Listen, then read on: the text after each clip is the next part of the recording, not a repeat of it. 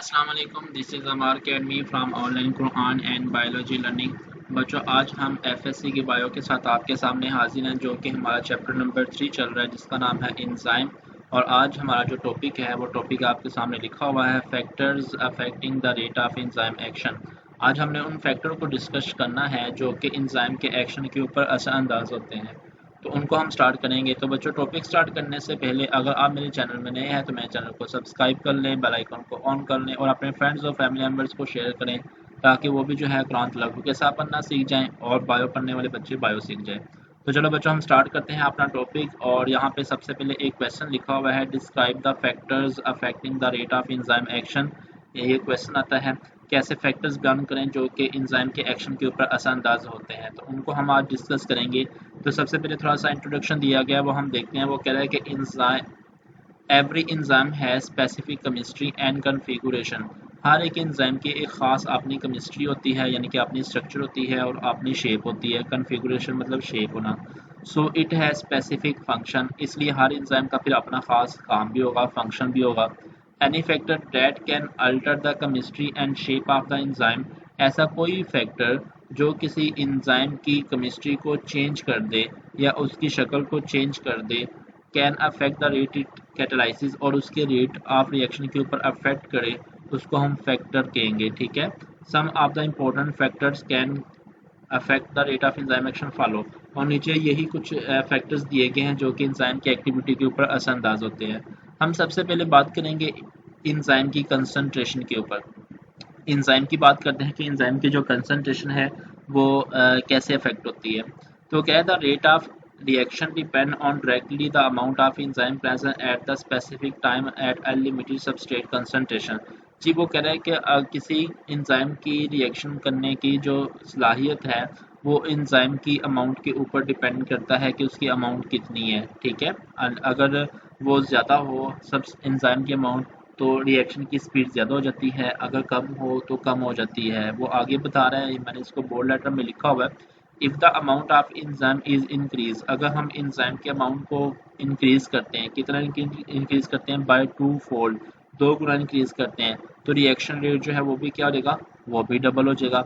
मतलब ये है कि आप ये कह सकते हैं कि जो रिएक्शन की स्पीड है वो डायरेक्टली प्रोपोर्शनल है किसके, एंजाइम की कंसंट्रेशन यानी कि एंजाइम की मिकदार के ऊपर, उसके डायरेक्टली प्रोपोर्शनल है। By increasing the rate of enzyme molecule and increase the number of the active site take place। इसका मतलब यह है कि जब हम किसी एंजाइम की तादाद को बढ़ा रहे हैं, एंजाइम की मालिक्यूल्स को बढ़ा रहे हैं, इसका मतलब ये है कि हम उसकी एक्टिव साइट को बढ़ा रहे हैं, एक्टिव साइट ज़्यादा हो रही है। More active site will convert the substrate molecule into product. जितनी ज़्यादा एक्टिव साइट होगी उतना ही ज़्यादा सबस्ट्रेट होगा, और जितना ज़्यादा सबस्ट्रेट होगा उतना ही ज़्यादा क्या होगा, प्रोडक्ट बनेगा। ठीक है। तो इसलिए ये एक दूसरे के डायरेक्टली प्रोपोर्शनल है। In the given period of time after a certain limit, लेकिन कहते हैं कि एक टाइम के मुताबिक एक लिमिट आएगी, लिमिट कंसंट्रेशन यानी कि एक लिमिट आएगी, उसमें जो मिकदार है वो लिमिट के बराबर हो जाएगी। The rate of enzyme will no longer depend upon the increase, कहते हैं उस पर क्या होगा कि अगर आप मजीद उसकी सब मिकदार को बढ़ाएंगे तो फिर क्या होगा, फिर ये होगा कि रिएक्शन के ऊपर कोई फर्क नहीं पड़ेगा, रिएक्शन की स्पीड उतनी रहेगी।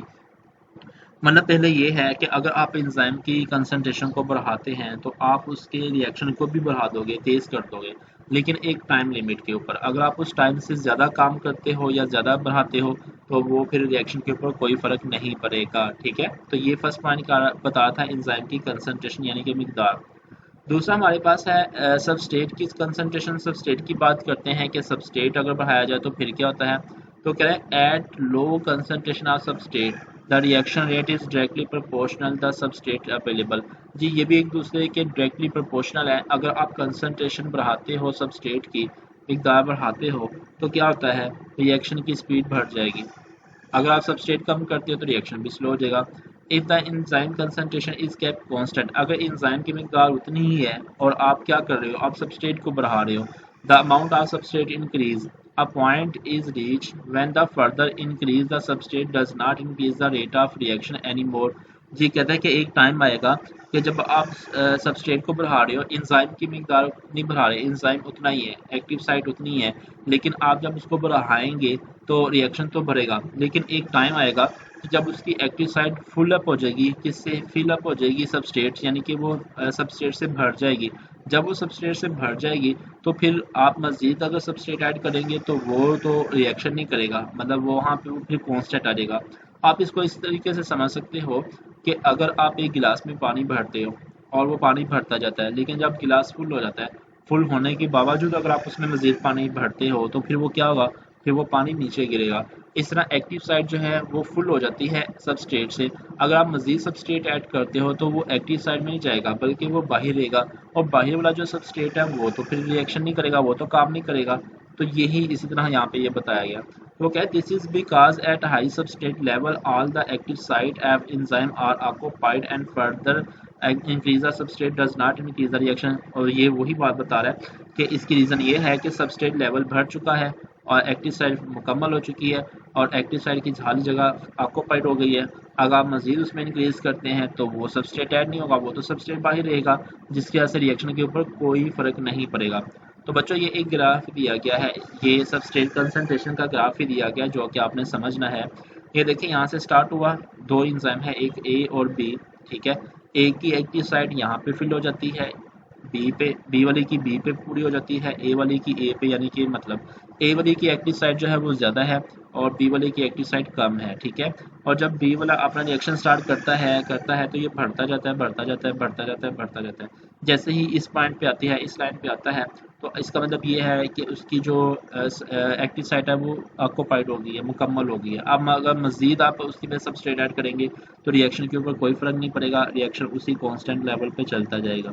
इस तरह अगर हम ए की बात करें तो ए में आपने यह है कि सबस्ट्रेट बढ़ाते जा रहे हैं, रिएक्शन बढ़ता जा रहा है, सबस्ट्रेट बढ़ाते जा रहे हैं, रिएक्शन बढ़ता जा रहा है। लेकिन एक पॉइंट ऐसा आएगा कि जहाँ पे एक्टिव साइट जो है वो कंप्लीट मुकम्मल तौर पे फिल हो जाएगी, और अगर आप मज़ीद सबस्ट्रेट ऐड करते हो तो वो उसके ऊपर कोई फ़र्क नहीं पड़ेगा, क्योंकि बाकी का जो सबस्ट्रेट है वो बाहर रहेगा। और इस तरह ये देखें, ये ए पॉइंट पे क्या है कि वो कांस्टेंट लेवल पे चलता रहेगा। तो ये ग्राफ के थ्रू आपको समझाया गया है कि इस पे ये क्या फ़र्क पड़ता है। नेक्स्ट जो हमारे पास है थर्ड वाला पॉइंट, वो है हमारे पास टेम्परेचर। हम टेम्परेचर की बात करते हैं कि टेम्परेचर किस तरह से अंदाज होता है। कह रहा है the rate of enzyme control reaction में increase with increasing the temperature. कहते हैं हम रिएक्शन की स्पीड को बढ़ा सकते हैं अगर हम टेम्परेचर इंक्रीज करेंगे, तो मतलब ये भी एक दूसरे के डायरेक्टली प्रोपोर्शनल है। अगर आप टेम्परेचर बढ़ाते हो तो स्पीड भी बढ़ेगी, but up to a certain limit. लेकिन इसमें यह है कि ख़ास लिमिट पे, ठीक है। वो ख़ास लिमिट कितनी है वो आगे बता रहा है। All enzyme can work at their maximum rate of specific temperature called optimum temperature। वो रेंज है ऑप्टिमम टेम्परेचर की। हर इंजाइम जो है वो अपने ऑप्टिमम टेम्परेचर पे मैक्सिमम काम करता है। अगर ऑप्टिमम टेम्परेचर को चेंज कर दिया जाए, यानी कि ऑप्टिमम टेम्परेचर से टेम्परेचर ज़्यादा कर दिया जाए या फिर कम कर दिया जाए, तो फिर इंजाइम काम नहीं करेगा। For example, for enzyme human body 37 Celsius optimum temperature. आपको पता है कि हमारी बॉडी का जो टेम्परेचर है वो कितना होता है, 37 सेल्सियस होता है। अगर हम 37 सेल्सियस तक ही अपना टेम्परेचर रखेंगे तो इंजाइम की एक्टिविटी बहुत फास्ट होगी। Heat provide activation energy, therefore chemical reaction are accelerated at high temperature. कहते हैं कि क्योंकि टेम्परेचर बढ़ता है, टेम्परेचर बढ़ने से क्या होता है, हीट बढ़ती है, और हीट क्या करती है, हीट जो है ना वो वाइब्रेशन को बढ़ा देती है, यानी कि टेम्परेचर एक्सेलरेशन करना शुरू कर देता है केमिकल रिएक्शन को। Heat also supplies kinetic energy. Heat जो है वो काइनेटिक एनर्जी प्रोवाइड करती है केमिकल रिएक्शन को, causing them the move rapidly. जिसकी वजह से क्या होता है कि जो सबस्ट्रेट होता है वो एक्टिव साइड में बहुत तेज़ी से मूव करता है। दस the reactants move more quickly and chances of their collision with each other in are increase. कहता है फिर वो जो सबस्ट्रेट है वो इतनी तेज़ी से मूव करेगा उसके अंदर हीट की वजह से कि वो उसके जो चांसेस है ब्रेक डाउन होने के, कोलिजन होने के एक्टिव साइड के, वो भी बढ़ जाएंगे। और जैसे हम बढ़ाएंगे, however further increase the heat, अगर हम मजीद हीट को बढ़ाते हैं, also increase the vibration of atom, तो एटम की वाइब्रेशन मजीद तेज़ हो जाएगी, विच ब्रेकअप द इंजाइम मॉलिक्यूल, जो कि इंजाइम मॉलिक्यूल्स को मिलते हैं। फिर आगे वो कह रहा है if the vibration become too violent, अगर ये वाइब्रेशन इतनी फास्ट हो जाएगी, यानी कि ख़तरनाक हो जाएगी, globular structure is essential for the enzyme activity is lost. तो इस तरह फिर क्या होगा, एक्टिव साइट रप्चर हो जाएगी और जो ग्लोबुलर स्ट्रक्चर है एंजाइम का वो लॉस्ट हो जाएगा, वो ज़ाया हो जाएगा, वो टूट जाएगा, और इस चीज़ को हम नाम देंगे डी नेचर्ड, और एंजाइम जो है वो डी नेचरेशन हो जाएगा। ठीक है। तो इस वजह से फिर इंजाइम अपना काम नहीं करेगा, ये होगा। तो मतलब ये है कि मैं आपको ग्राफ के जरिए समझाता हूँ, आपको शायद ज़्यादा से ज़्यादा। यहाँ पे देखिए ये टेम्परेचर शो किया गया है 10, 20, 30, 37, 50 और 60, ये टेम्परेचर है। और यहाँ पे रेट ऑफ रिएक्शन है। अब 10 टेम्परेचर पे इतनी मिकदार में, यानी कि इतना रेट ऑफ रिएक्शन है। टेम्परेचर बढ़ा रहे हैं तो स्पीड भी बढ़ती जा रही है। 30 पे देखें, यहाँ पे यहाँ तक आ गया। लेकिन 37 एक वो पॉइंट है जो कि ऑप्टिमम टेम्परेचर है और यहाँ पे मैक्सिमम है, यानी कि ये स्पीड है, ठीक है इसकी। अगर आप मज़ीद बढ़ाते हैं तो होना तो ये चाहिए था कि रिएक्शन ऊपर जाए, लेकिन ये रिएक्शन ऊपर नहीं जाएगा। क्यों नहीं जाएगा? उसकी रीज़न ये होती है कि जो वाइब्रेशन इतनी फास्ट हो जाती है कि अगर इससे ज़्यादा टेम्परेचर करेंगे तो इंजाइम की जो मतलब एक्टिव साइट है, ये इंजाइम की जो नेचर है, उसकी जो ग्लोबुलर स्ट्रक्चर है वो रप्चर हो जाएगी। रप्चर होने के बाद इंजाइम जो है वो डी नेचर हो जाएगा, और जैसे ही वो डी नेचर हो गया तो वैसे ही ये देखें किस तरह नीचे गिरती है वैल्यू इसकी, ठीक है। जैसे देखें 40 करते हैं, 40, 50 करते हैं तो बिल्कुल नीचे आ जाएगा। तो नॉर्मल कर्व ये होनी चाहिए, लेकिन ये होता है कि डीनेचरेशन की वजह से एंजाइम अपनी एक्टिविटी को छोड़ देता है और इस तरह पे एंजाइम डीनेचरेशन हो जाता है। तो ये वो बता रहा है कि यहाँ पे ये चीज़ होती है। तो मतलब कि डीनेचरेशन, एक बच्चों छोटा सा क्वेश्चन भी आता है और ये आपको पता ना चाहिए कि डीनेचरेशन क्या होता है। एक होता है सैचुरेशन और एक होता है डीनेचरेशन।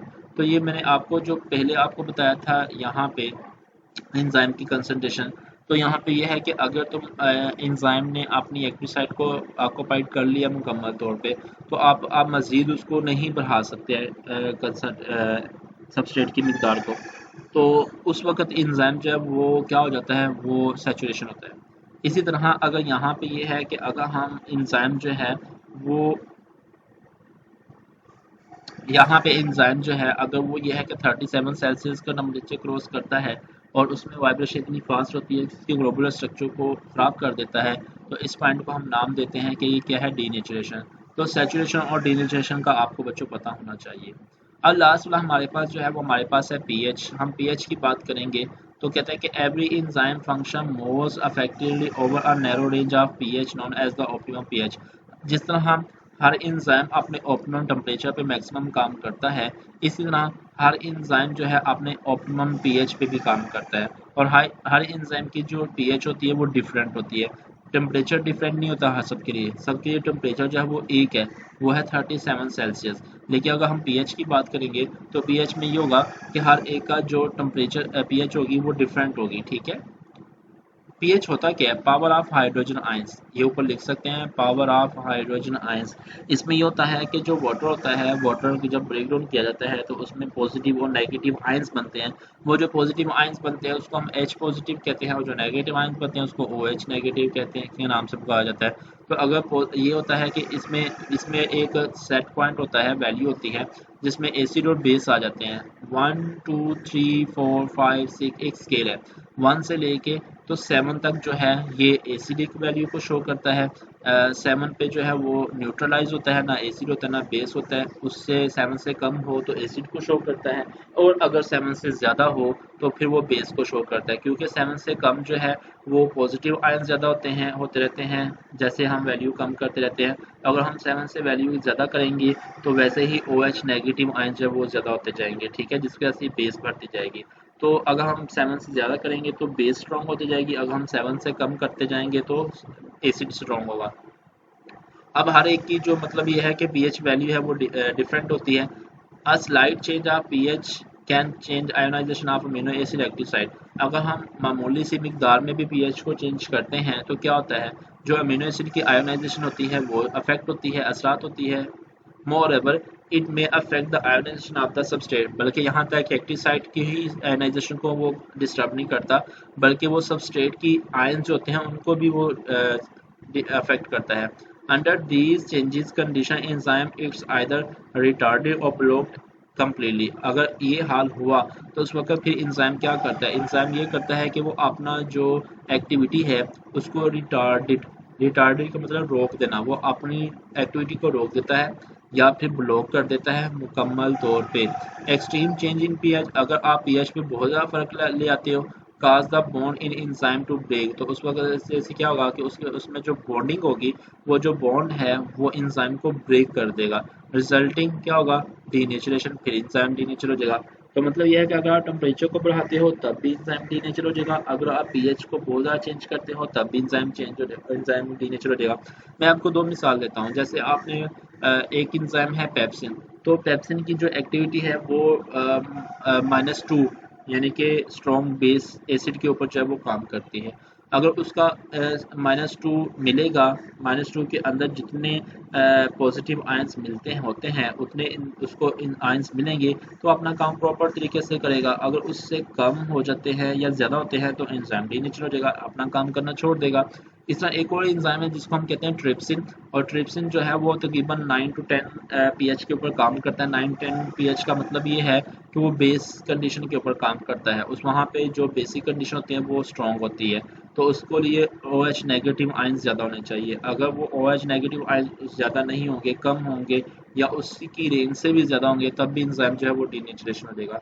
तो ये बच्चों आज का टॉपिक था हमारा, जो कि फैक्टर्स अफेक्ट करते हैं रेट ऑफ इंजाइम के ऊपर। तो वो ये था, इसमें ये है कि सबसे पहले हमने इंजाइम की कंसंट्रेशन पढ़ी, उसके बाद फिर सबस्ट्रेट कंसंट्रेशन पढ़ी, फिर हमने टेम्परेचर पढ़ा कि टेम्परेचर किस तरह अफेक्ट करता है, और फिर हमने लास्ट में पीएच पढ़ी। तो आपने इनको याद रखना है और इसको टॉपिक को समझिएगा।